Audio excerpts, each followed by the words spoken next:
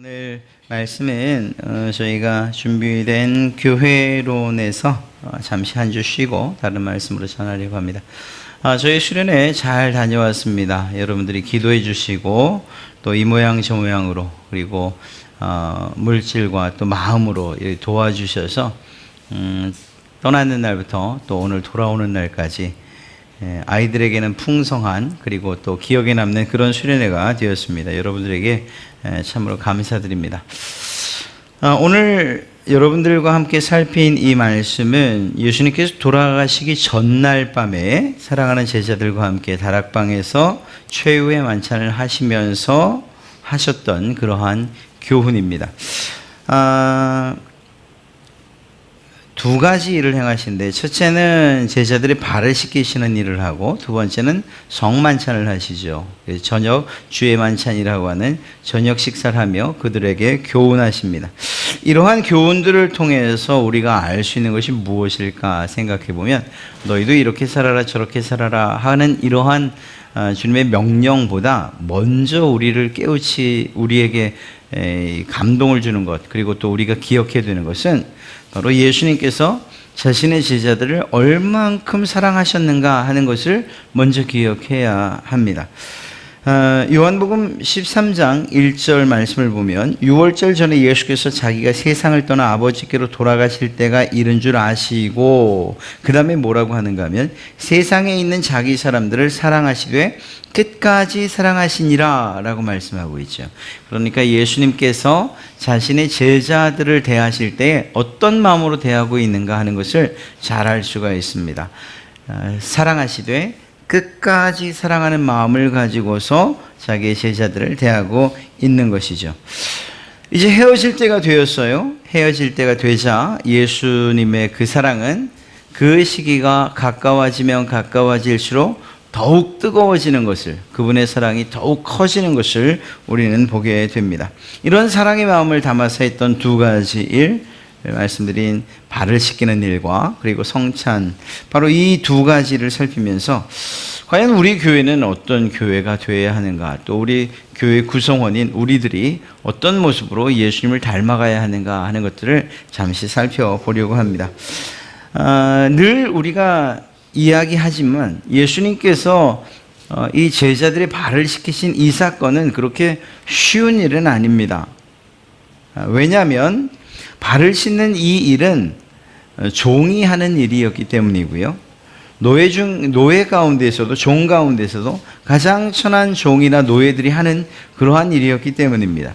아시다시피 이스라엘 그 팔레스틴 지역은 먼지가 굉장히 많은 그러한 땅이었고, 또 그 당시 사람들은 오늘날 같은 그런 신이 아니고 샌들을 신고 다녔기 때문에 다니면 많은 먼지들이 묻게 돼 있어요. 그러다 보니까 어느 집을 들어갈 때에는 발을 먼저 씻게끔 되어 있습니다.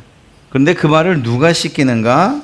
바로 이 종들이 혹은 노예들이 그 발을 씻겨주는 거죠. 특히 식사에 초대받았을 때는 더더욱 이 발을 반드시 씻어야만 합니다. 이런 사실로 볼 때에 예수님께서 제자들의 발을 씻겨준다고 하는 이 시도 자체는 아주 이해할 수 없는, 어떻게 보면 충격적인 일이라고 할 수 있는 거죠. 무엇을 보아서 알 수 있는가 하면 베드로가 내 발 씻기지 못합니다. 예수님 절대 내 발을 씻기지 못합니다 라고 그렇게 아주 강력하게 거절했던 것을 봐서 알 수가 있어요. 어떤 제자들은 엉겹결에 어떻게 되는지 모르는 상황 가운데서 그만 발을 씻김당했는지 모르겠는데, 그 과정 가운데서 베드로는 이건 도저히 예수님이 하실 일이 아니다, 우리의 스승이 우리 제자들에게 하실 일이 아니다 라고 인지했던 것 같습니다. 그래서 절대로 안 됩니다 라고 이야기했던 거죠. 그런데 예수님께서 발을 씻인 이미 목욕을 한 자는 발만 씻으죠.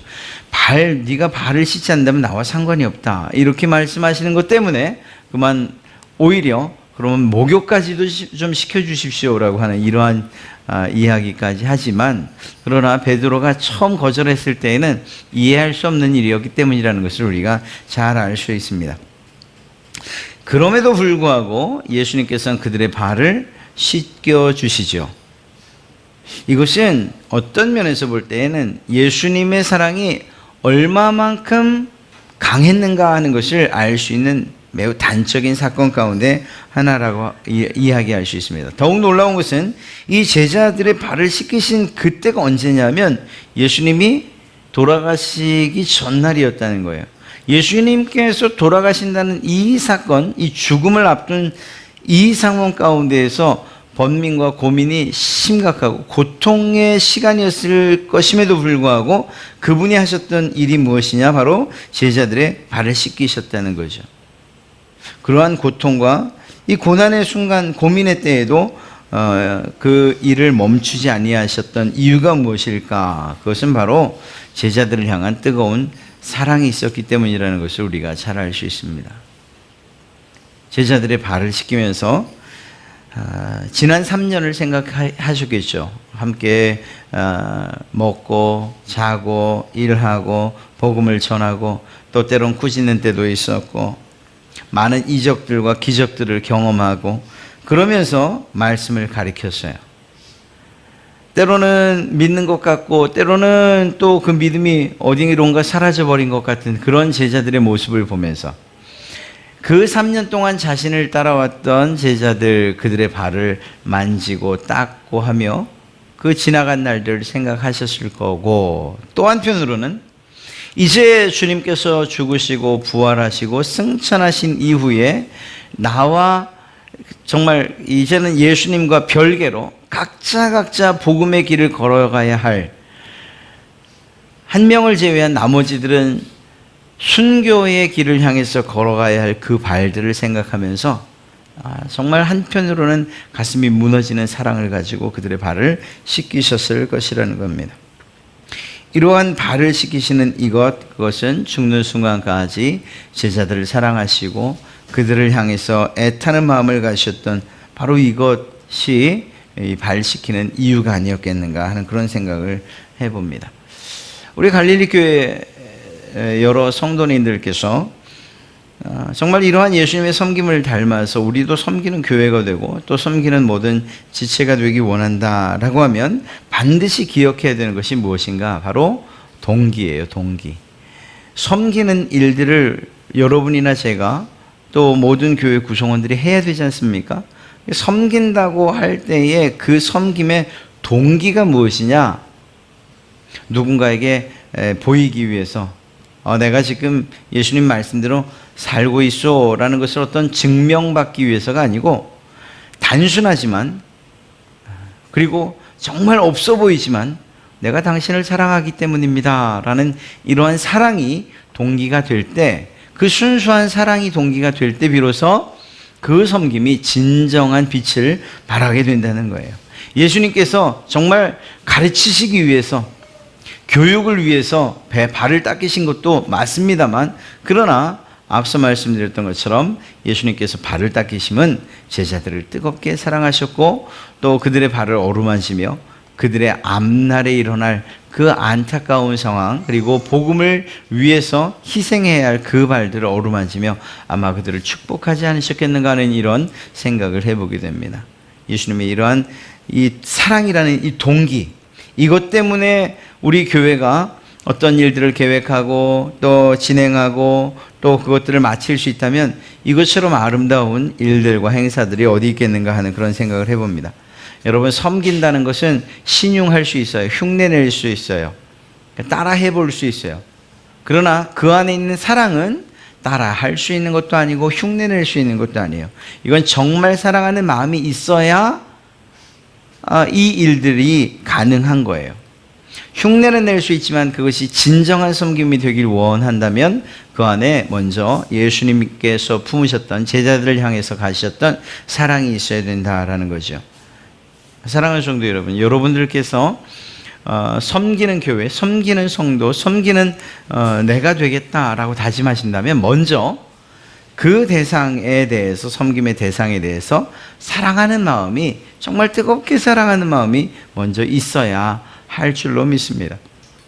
부모들이 자녀들을 향해서 또 혹은 자녀들이 부모들을 향해서 정말 섬긴다라고 할 때에 또 그들을 향해서 정말 내 자녀다, 또 모든 것들을 해주고 싶다 할 때에 그 안에 가장 중요한 것이 무엇이냐? 사랑이 있어야 된다라는 것을 우린 잘 알고 있어요. 마찬가지로 교회 안에서의 섬김도 이러한 사랑이라는 것이 동기가 될 때 비로소 그 섬김이 진정한 섬김이 될 수 있다라는 거예요.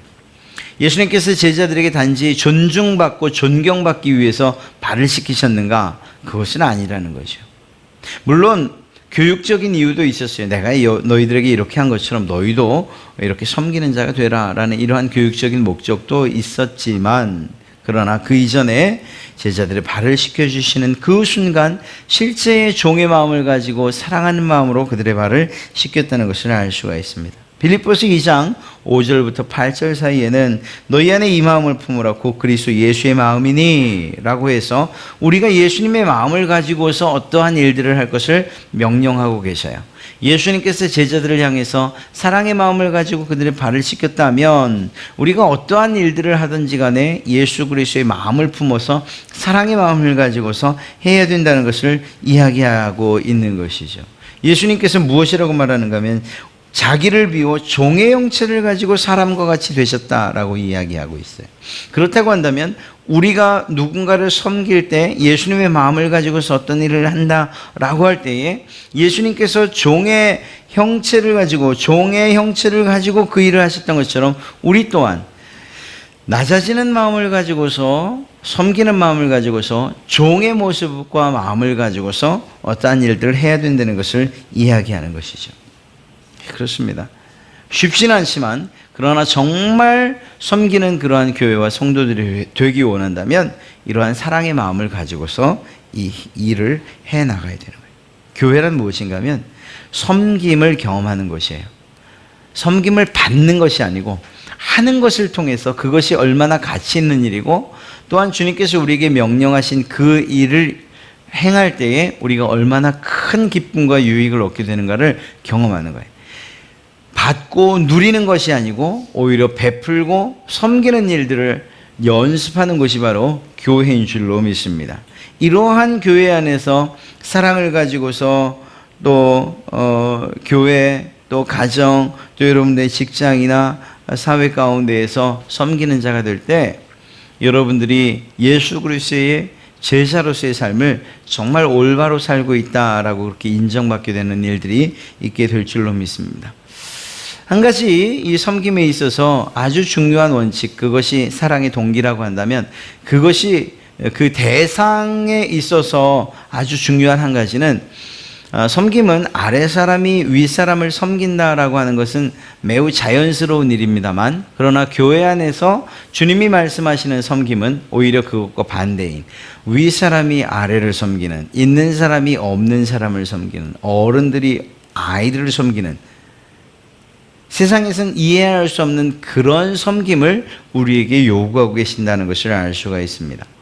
예수님께서 스승이셨고 선생이셨는데 그 선생이요 스승된 그분이 직접 허리에 수건을 두르시고 제자들의 발 아래 무릎을 꿇었다라는 이 사실은 우리의 섬김이 어떠해야 하는가 하는 것을 잘 이야기해 주고 있는 것입니다. 오히려 힘 있는 사람들 그리고 또 어른들 이러한 이들이 섬기는 것이라고 성경은 말하고 있는 것이죠. 세상은 그렇지 않습니다. 세상은 경험이 많고 그리고 또 존중받을 만한 사람들 정해져 있어요. 힘 있는 사람 아래 힘 없는 사람이 섬기는 거고요. 때로는 순종하고 복종하는 것이고요. 권력과 돈과 명예의 유무에 따라서 없는 사람들이 있는 사람 앞에 무릎을 꿇는 것이 세상이에요. 장유유서라고 해서 어른들이 존중받고 또 섬김을 받아야 된다고 말하는 것이 세상이에요. 그러나 역설적으로 세상은 그럴지 몰라도 교회는 오히려 그 섬김의 대상이 거꾸로 되어 있다는 사실을 주님이 이야기하고 계신 것입니다. 그것이 진정한 섬김이라고 이야기하고 있는 거예요. 예수님 그분이 그러셨던 것처럼 말입니다. 하나님이신 그분이 사람을 위해서 종의 형체를 입고 오시는 이 사건, 그것이 교회 안에서 일어난 일이고요. 우리들을 위해서 일어난 하나님께서 하셨던 일인 것이죠. 하나님과 우리의 사이를 비교할 수나 있습니까? 가진 것에 혹은 또 능력에 그 어떤 면에서도 비교가 될 수 없는 정말 미천한 존재인데, 그런 우리를 위해서 하나님이신 그분께서 사람의 형체를 입고 사람의 몸을 입고서 이 땅에 오셔서 그들을 위해서 죽기까지 하시는 이런 일들, 이런 일들이 있는 진정한 섬김이 있는 곳이 바로 교회라는 거예요. 그렇다고 한다면 그러한 교회의 구성원인 우리들, 예수님의 뒤를 따른다고 하는 우리들에게도 이러한 일들이 있어야 되는 거죠. 이번에 수련회 여러분들이 정말 많이 도와주셨잖아요. 기도해 주셨지요. 또 후원도 해 주셨지요. 저희 교회에서만 후원이 있었던 게 아니에요. 기관별로 해주셨고 개인별로 해주셨고, 그래서 아이들이 이 수련회를 위해서 학생부 재정 이렇게 사용하도록 되어 있는 것 충분히 아낄 만큼 그렇게 후원해 주셨어요.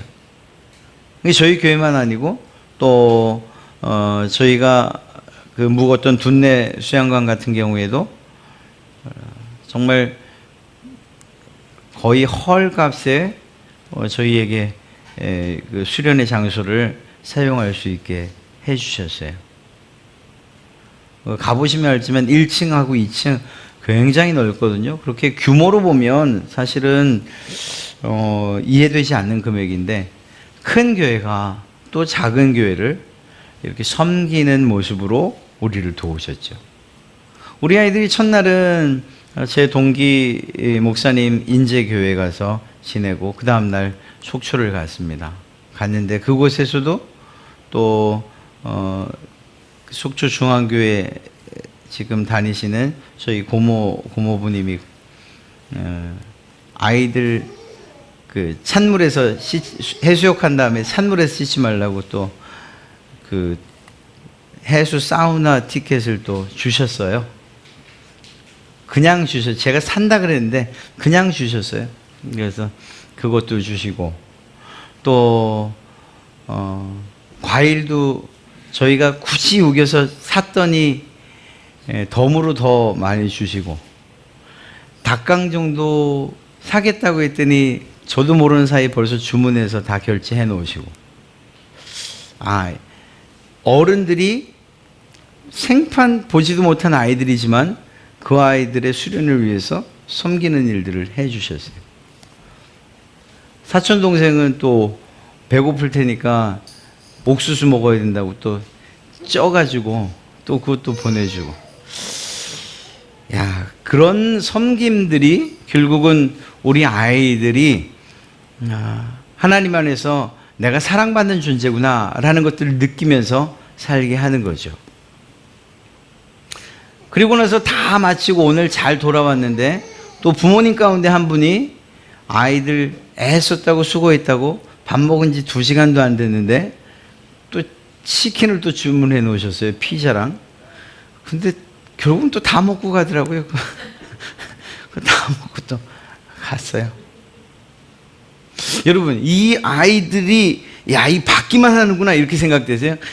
요거를 조금만 시간을 되돌려서 지난 토요일과 주일로 가면요, 지금 이렇게 섬김을 받은 중고등부 아이들이, 그리고 이 아이들이 오히려 또 자기 동생들을 위해서 보조교사로 이 성경학교를 한 거 아십니까?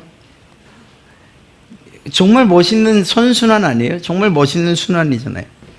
어른들은 청년부를 위해서, 또 청년들은 또 중고등부를 위해서, 그 중고등부 아이들은 자기들보다 어린 유초등부 아이들, 또 유초등부 아이들은 아직까지는 유치부에는 투입 안 됐군요. 그렇잖아요. 이렇게 이게 정말 교회 안에서의 진정한 섬김인 거예요. 있는 사람이 없는 사람, 힘 있는 사람이 힘 없는 사람, 강한 사람이 연약한 사람, 어른이 아이, 또 자기보다 더 어린 아이들을 위해서 희생하고 섬기는 이런 일들이요. 정말 이렇게 멋있는 그런 곳이 어디 있겠어요? 이 예수님의 뒤를 닮는다는 것, 이러한 모습인 것 같습니다. 그런 면에서 어른들의 그러한 수고 그리고 그 섬김이 한편으로 생각하면, 야, 그 14명 수련회 갔다 오는데 뭐 이렇게까지 신경 써야 되나? 교회가 이렇게까지 많은 그런 지원들을 해야 되나? 아니요, 그렇지 않아요. 그게 밑 빠진 독에 물 붓는 것 같아도 그 아이들에게 사랑을 받는 그러한 경험들을 하게 하는 것이고, 섬김을 받는 경험을 하게 하는 것이고요. 놀랍게도 그 경험을 한 아이들은 또 다른, 그 아이들이 자라서 여러분들만큼 됐을 때 자기의 또 아이들을 위해서, 우리 교회 아이들을 위해서 받은 바 사랑과 섬김을 하는 아이들이 될 거라는 거예요. 굉장히 멋진 일이죠. 주님께서 제자들의 발을 씻기면서 선생된 내가 너희의 제자들의 너희의 발을 씻겼던 것처럼 너희도 그렇게 해라, 이렇게 명령하지 않아도, 교훈하지 않아도 직접 경험한 그 아이들이 결국은 또 다른 후배들과 또 다른 아이들을 키워내는 이러한 일들을 하게 될 것이라니까요. 그렇다고 한다면 우리 갈릴리 교회가 소망 있는 교회라고 얘기해도 결코 틀리지 않은 거죠. 얼마나 멋있는 일입니까? 섬기는 교회, 섬기는 성도의 본을 보여주신 어른들께 너무 감사드려요. 그 본은 말하지 않아도, 야, 내가 니들 때문에 이 얼마 썼다, 뭐 했다 말하지 않아도 아이들이 다 알고 있어요. 아, 우리가 이렇게 사랑받는구나, 우리가 이렇게 섬김받고 있구나라는 사실들을 말이죠. 그리고 그 아이들은 그 모습 그대로 섬기는 아이들이 또 될 거예요. 이렇듯이 섬김은 위로부터 아래로 흘러내려가야 된다는 사실을 성경이 이야기해 주고, 그 모습대로 교회 안에서 이루어져 갈 때 그 교회가 하나님께서 기뻐하시고 정말 또 그 안에 있는 모든 성도들이 행복을 누리는 교회가 될 것이라는 것입니다. 섬김을 할 때는요, 주님께서 하셨던 것처럼 무릎을 꿇고 하는 거예요. 높은 자리에서, 야, 내가 너 섬길 테니까 섬김 좀 한번 받아볼래? 라고 말씀해서는 되는 게 아니에요. 그냥 예수님이 왜 그러시지, 왜 저러시지? 라고 할 정도로 그냥 무릎 꿇고 하는 거예요. 이번에도 수련회 가셔서, 사실 우리 그 부장 집사님은 그 가족 휴가를 이번에 수련회에다 쓰셨잖아요. 저랑 약속했어요. 김은희 집사님은 가서 쉬시기로 약속을 했는데, 쉬긴요, 점심시간 식사 때마다. 그걸 그냥 두고 보실 수 있나요? 그러니까 그냥 식사 때마다 투입되시죠. 말하지 않아도 뭘 해야 할지 아는 집사님께서 다 하셨죠. 그런 거예요. 그렇게 무릎을 꿇고 하는 것, 이거 내가 이걸 왜 해야 되지? 라고 하면 그거 할 이유 있습니까? 이 죽이 되든 밥이 되든 너희들이 알아서 해라고 얘기하죠. 그러나 그런 마음들 없이 오히려 그냥 자연스럽게, 그리고 마땅히 해야 할 일처럼 제자들의 발 아래 무릎을 꿇었던 그 주님의 본을 받아서 그 일들을 해나갈 때 아이들이 그들의 마음을 열고 선생님들에게 또 어른들에게 다가올 수 있는 거죠. 그렇게 그러한 것이 교회 안에서 이치인 것 같습니다. 사실 세상의 원리대로, 이치대로 한다면 받는 사람이 무릎을 꿇고 받는 게 맞아요. 그러나 주는 사람이 무릎을 꿇는 것이 바로 교회라는 거예요. 그럴 때 그 안에 정말 예수님께서 우리에게 보여주셨던 그러한 섬김의 본을 따라가고, 또 그러한 교회 될 때 하나님께서 정말 인정하시고 기뻐하시는 교회라는 거죠. 주는 사람은 받는 사람한테 사실 큰 소리도 칠 수 있고요, 따지기도 할 수 있어요. 받는 사람은 뭐 어쩔 수 없는 거죠. 그런데 주님의 섬김을 보면은 모든 걸 다 주셨어요. 자존심도 다 주셨고, 심지어는 목숨까지도 제자들에게 주셨어요. 그런데 무릎으로 주셨어요. 수치와 조롱 가운데 모든 것들을 다 내주셨어요. 그리고도 아무 말씀 안 하셨어요.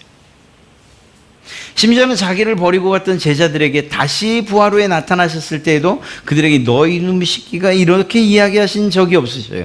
단 한 번도.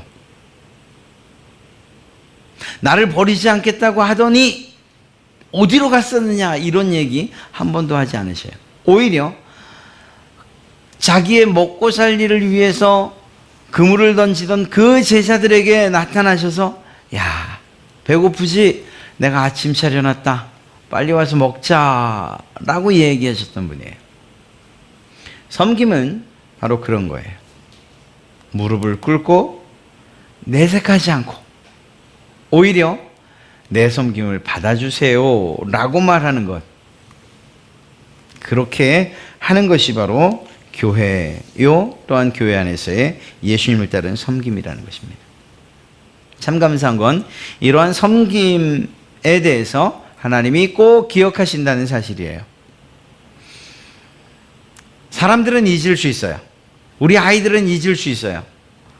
이 은혜가 3개월 이상 가는 경우가 거의 없잖아요. 그래서 수련회는 동계 하계를 가는 것 같아요. 좀 길게 가는 아이들은 6개월 가거든요. 또 가서 섬김 받고 또 은혜 받고 그렇게 해서 또 보내고, 그러면서 은혜 받은, 그리고 그 은혜를 유지하는 기간들이 점점 늘어나고, 그런 것이 우리 아이들 또 우리의 신앙생활 아니겠습니까? 그러면 이제 우리가 그런 생각을 해요. 야, 갔다 와서 뭐 변하는 것도 없는데 애들 뭐 맨날 그렇게 보내야 돼요? 그렇게 그냥 허투루 써야 돼요? 이렇게 말할 수 있어요.